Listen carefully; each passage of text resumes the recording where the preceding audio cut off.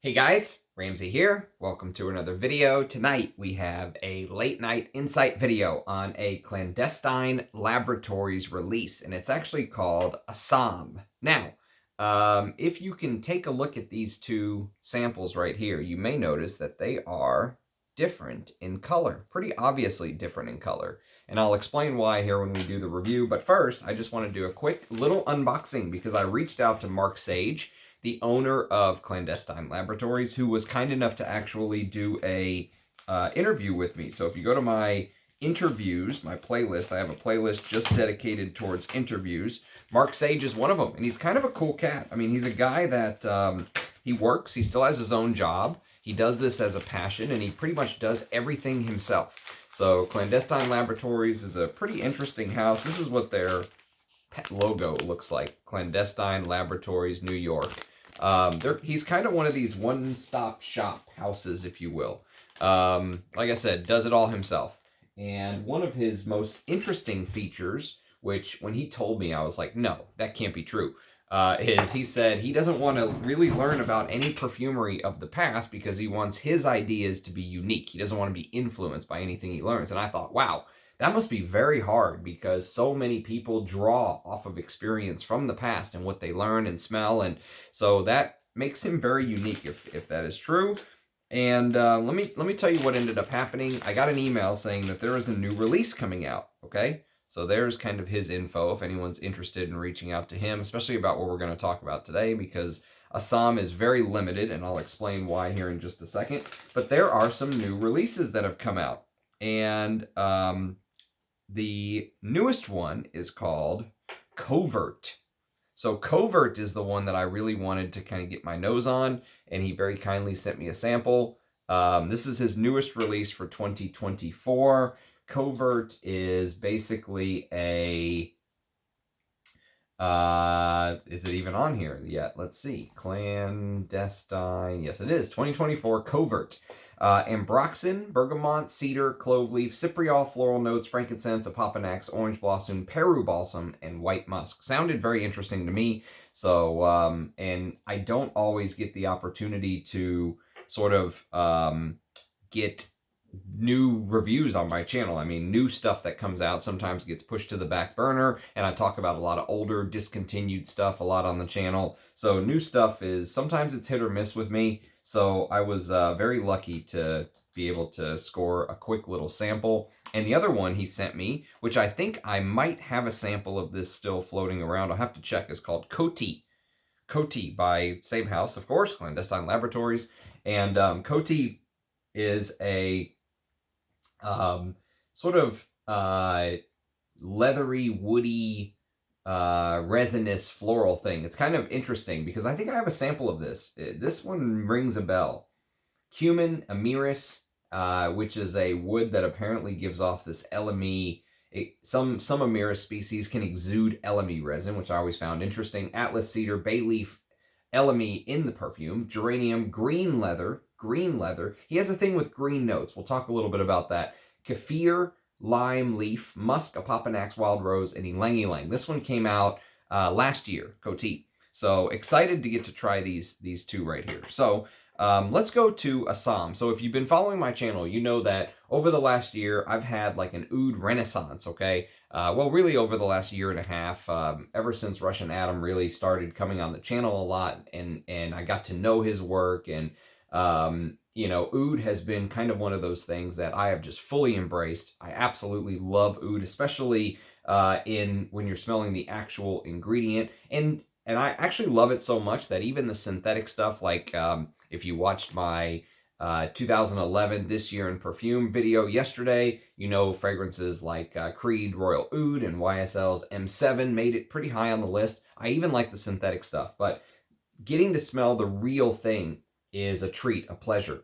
And if you've been following the channel, you know I've reviewed quite a few oud fragrances, and there's more to come. But one of the most recent reviews, which was pushed forward on my review list because of just how limited it was, is this. This is from the House of January Scent Project. I have a full review on the channel. This is called Chengmen, and there were only 75 bottles made for the whole world. I did something very similar from the House of Sherwood, and that was a fragrance called Ambrosia. There was 50 bottles for the whole world. That had a beautiful oud note in it. And so, interestingly enough, Assam was never supposed to be as limited as it is, but something ended up happening. And so what happened is the supplier, the oil supplier that Mark Sage uses for the attars to used in Assam, two of the attars used in Assam, as well as the original oud oil supplier, have gone out of business. Okay, so he hasn't been able to source similar attars and similar oud to keep Assam going. That update was just from a couple days ago. So currently he said he had 8 bottles he was going to sell, and then he texted me and said, nope, down to 4, oh, down to 2, down to 1. So I don't know if by the time this video drops, there's even any that you'll be able to buy. There may be 1 or 2 left, but he's reserving the last 32 bottles that he has for a 16 batch release later on in the year, and then maybe another 16 batch limited release. Maybe if you put enough pressure on him, he'll do that sooner.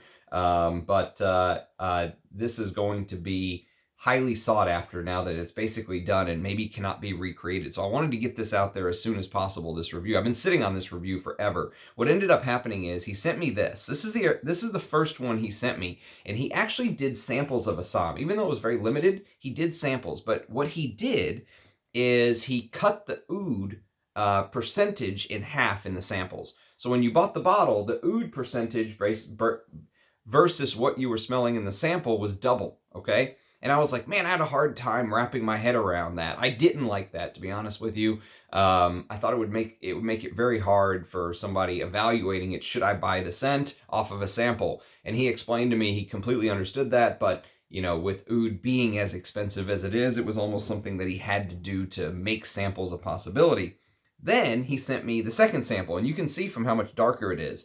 This is the one with the oud concentration level at full as to what you're going to get when you buy a bottle, okay? So I've been wearing it all night, basically, again, just to remind myself, and, you know, it is, it's a very interesting, it's an interesting oud to me, because,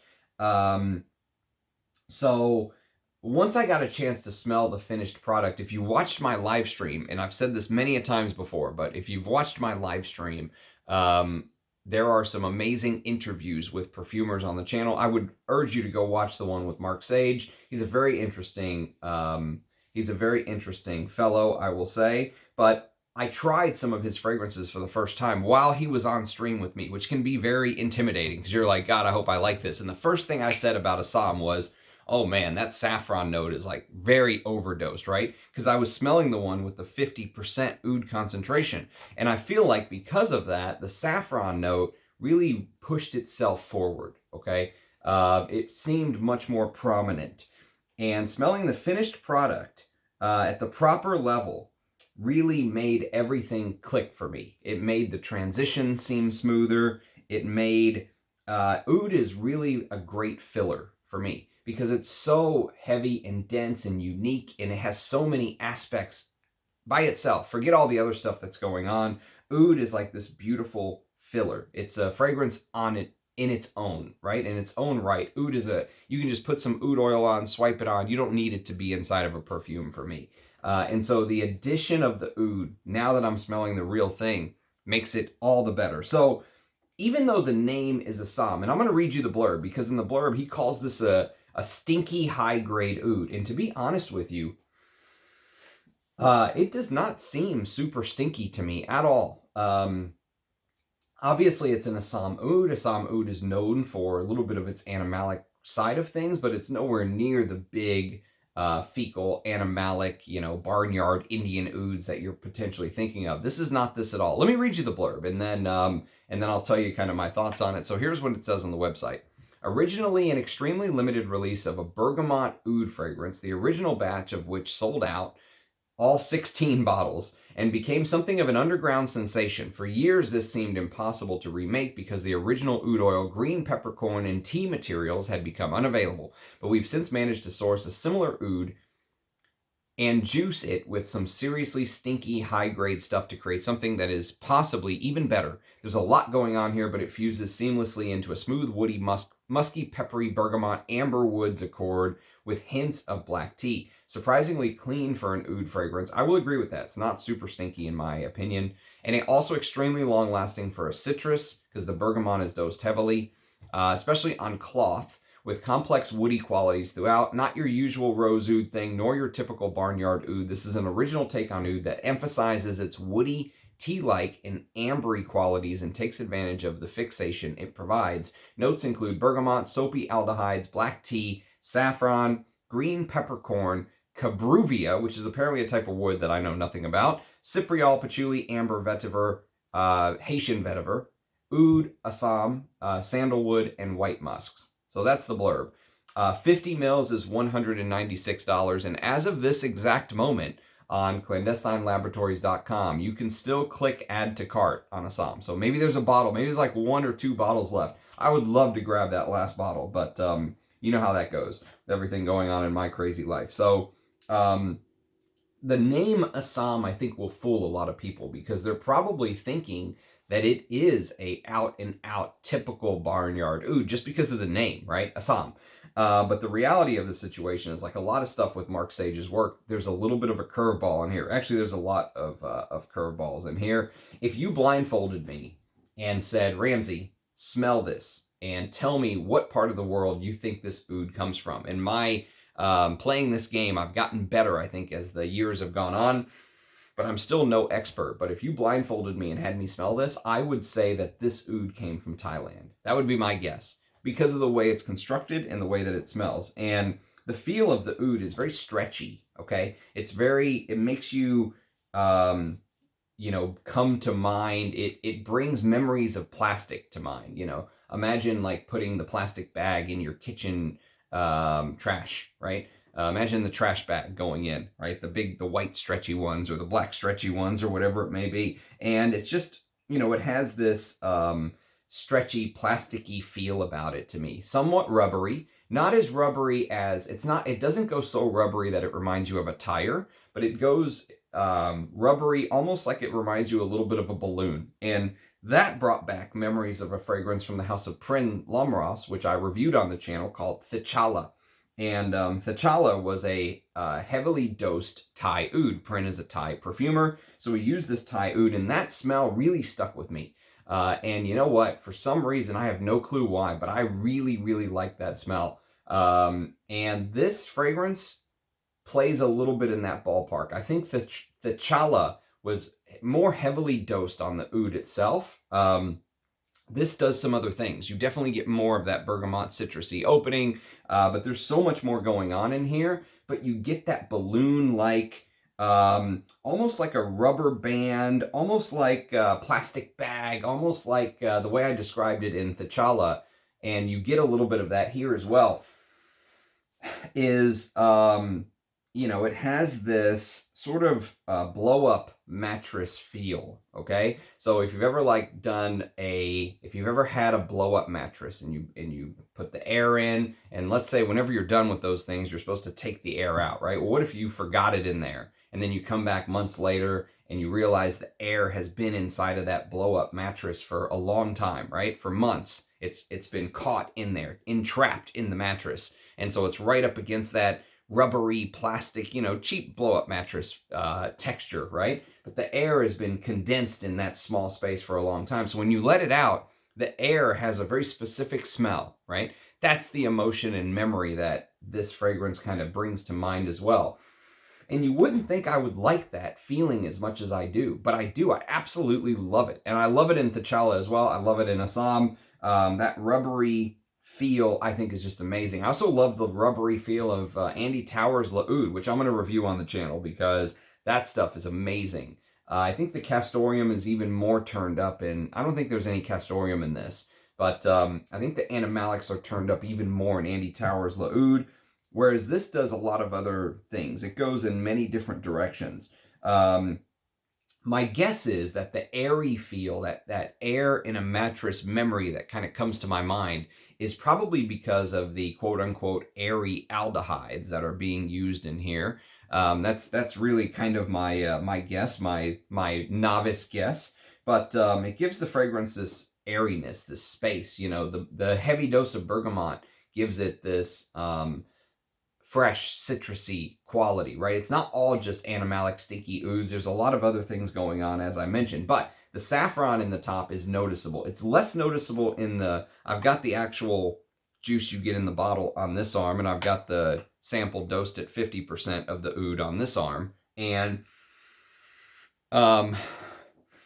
you know, even though at first I really didn't like that, I will tell you that you do get a feel for the fragrance because so much more is going on. With a sample, you still get a feel enough for the fragrance where I don't think it inhibits your understanding of the fragrance. I think what it does, though, is it doesn't feel like it has the hit that the sample that's dosed at the proper amount of oud gives you, in my opinion. So in testing it originally, I was like, man, I wish this just had more of that, you know, oomph. You know how there's some cigarette smokers who smoke cigarettes without the filter because they like that hit that it gives them. They like the harsh hit. That's kind of what the heavier oud gives you in Assam. As an oud head, you want that hit of oud, and it feels like it's missing in the one that's dosed at 50%. Obviously, in the one where it's properly dosed, you really get that hit. And it feels heavier. It feels like everything is just sort of filled in. You know, there's no cracks in the pavement. All of them are filled in with the oud. The oud really adds that weight. In his write-up, he called it a fixative, and it definitely does that. But you can also smell how much stronger it smells. And I think the transitions feel better. Like you don't notice the saffron being as out of place, in my opinion, as you do with the 50% concentration. It smooths the transitions out. It's like driving your car on comfort versus on sport. You know what I mean? Every time the gear shifts on comfort, it's just smooth. It's like riding on a cloud, right? The heavier oud version kind of counterintuitively makes the fragrance smoother, in my opinion. And there's all of these different little details that, you know, you probably heard in the little blurb, but the Assam oud adds a little bit of smokiness to the fragrance, which is very welcome to me. And one of the features of, let's say, Mark Sage's creations that I've noticed he used again and again, he used it in a fragrance called Silver, and he also used it in a fragrance called Certo. And that's this very colorful green pepper note. So when you have worn a lot of designer perfumes, you're probably familiar with pink pepper, you're probably familiar with Sichuan pepper, you're familiar with black pepper. Very rarely do you come across a green pepper note in perfumery. There are some brands who use it outside of Clandestine Laboratories, but he's used it in multiple of his creations. So I can tell he likes that ingredient, and he should, because it adds this distinctive, colorful difference, right? It's not pink pepper. It's not red pepper. It's not black pepper. It's green pepper. And so it really adds this green incense feel that is very welcome in this scent to me. And oud, the other thing I'll say is, even though the oud note I'm describing in here smells a little strange with that rubbery quality, that balloon-like rubberiness, or that mattressy rubberiness, whatever you want to call it, this is a very calming scent to me. And oud in general, I think I've come to associate, you know, before bed now, I don't usually crave spraying on a full composition. You know what I want to spray on? Oud. Just pure oud. I'll grab one of Russian Adams ouds or something like that, swipe it on, and just, you know, there's nothing as calming to me as real high quality oud. And you get that same feeling in this, but it's strangely amped up because of that tea. And it's a black tea note in here, but the black tea also has a very calming effect. So it's like this, you know, it's a fragrance that kind of has scratched many itches for me. I like the oud in here. I like the way it's used. And for somebody who doesn't work with oud very often, to have something like this, you know, if you're someone who smelled all the Ensars and all the Bortnikovs and all the Ariz Ladores and all the Rising Mysores, you may not be as impressed with this. This is obviously not going to be the centerpiece of your oud collection if you're buying $1,000, $2,000, $3,000 Ensar oud fragrances, okay? But for the average oud lover, let's say, which unfortunately I'm not in that collection of people where I'm just out spending thousands of dollars on 3 grams of an Ensar oud fragrance or anything like that. I would definitely, this is full bottle worthy to me. I would love a bottle of this. Actually, this is pretty close to the top of all of the Clandestine Laboratories that I would love to add to the collection. The other one that I really, really liked actually was Silver. I mentioned it as one of the fragrances that had that green pepper note. I really like Silver. That's the one I'm thinking about.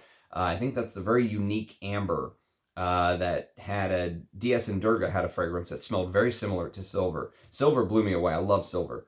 Maybe I'll do an individual review of that one as well. But since this is so limited, and since, you know, there are not a lot of reviews on this on YouTube, I figured I would take the opportunity and, you know, try and highlight this a little bit. It's almost 10:30 at night here. I've been at it since 6:30 this morning, nonstop. Worked all day, went to the gym, had to come back and do 3 hours of continuing education. It was just like, today was a day.